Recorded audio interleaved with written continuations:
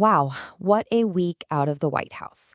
From rewriting federal rules to intervening in major crises, there was just this flurry of announcements that hit the press. So we're going to break down what all this action really tells us about the administration's top priorities and, its vision for the country. All right, we've kind of grouped all this activity into four main themes to make sense of it all. First, we'll get into a pretty significant change in domestic policy. Then we're going to cover their hardline focus on national security. After that, we'll look at how the administration used its direct power during a couple of standoffs. And finally, we'll explore their roadmap for the future of technology. So first up, the administration took this really big step to reshape domestic policy. They did it with a new executive order that goes right after what's known as DEI, Diversity, Equity, and Inclusion programs. And this isn't just for government agencies, it's for any company that wants to do business with them. And they are not messing around here. This quote from one of their official fact sheets lays out a huge, sweeping goal: to completely eliminate DEI programs everywhere in the federal government. But this is way more than just some internal memo. It's designed to have this massive ripple effect out into the private sector, hitting any company that holds a federal contract. Okay, so to really get what's happening here, you have to look at the fine print, how they define what they're targeting. It's not just about hiring. And this definition, it is incredibly broad. It covers everything from recruiting and contracts all the way down to how a company decides to spend its own internal resources. This has absolutely massive implications for compliance. So what this does is it puts a huge new burden on any company with a federal contract. It's not enough for them to just follow the rules themselves. Think about that. You're not just responsible for your own company, you basically have to police your entire supply chain, keeping an eye on and reporting what your subcontractors are doing.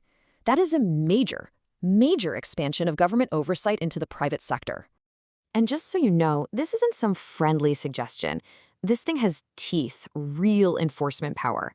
Companies could lose their contracts, sure, but they could also get blacklisted from any future government work.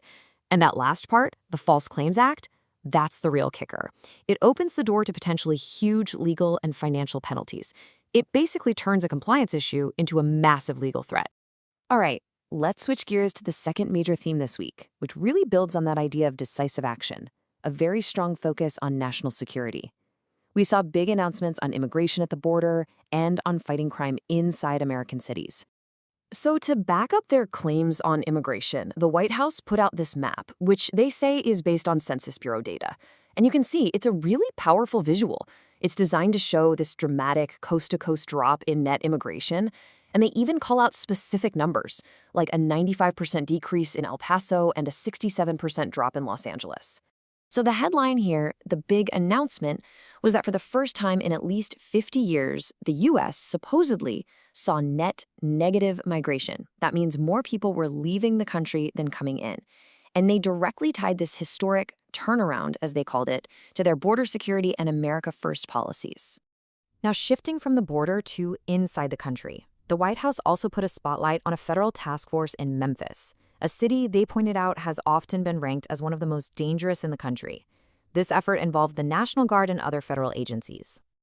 And according to their press release, the results were, pretty dramatic. They lead with this huge number, a 67% drop in car thefts, presenting it as clear proof of what they called a crushing blow to crime. And it wasn't just car thefts. The data they presented showed these big drops across the board for violent crime. The message they're sending is super clear. This is proof, they argue, that their tough, action-first approach gets results where others couldn't. Okay, for our third theme, we saw the administration really flexing its executive power.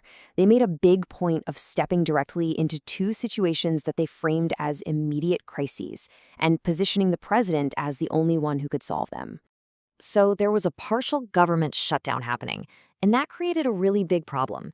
You had over 60,000 TSA employees, the people providing security at our airports, who were still on the job but weren't getting paid. But what's really interesting here is the language they used. This wasn't just a memo to get people paid. The administration used the official document to go on the attack, putting the blame for the whole situation squarely on their political opponents. Then, in another example of direct action, the White House announced they'd secured the release of an American researcher, Dennis Coyle, who'd been held captive by the Taliban for more than a year. And they didn't just announce it. They framed it very carefully with the slogan, "Promise made, promise kept." By listing all these other hostage releases, they weren't just celebrating one success. The point was to build this ongoing story, this narrative that they are consistently effective at bringing Americans home. And for our final section, let's look forward. We're going to see how the administration is trying to sketch out its vision for the future, especially when it comes to technology and America's role as a leader. A big piece of this future-focused vision came from the First Lady, who hosted this major global summit on AI and education. And the White House went out of its way to point out how big this was, calling it the largest international gathering a First Lady has ever hosted. That really signals how important this initiative is to them. Yeah, in her speech, she painted this really vivid picture of what the future could look like.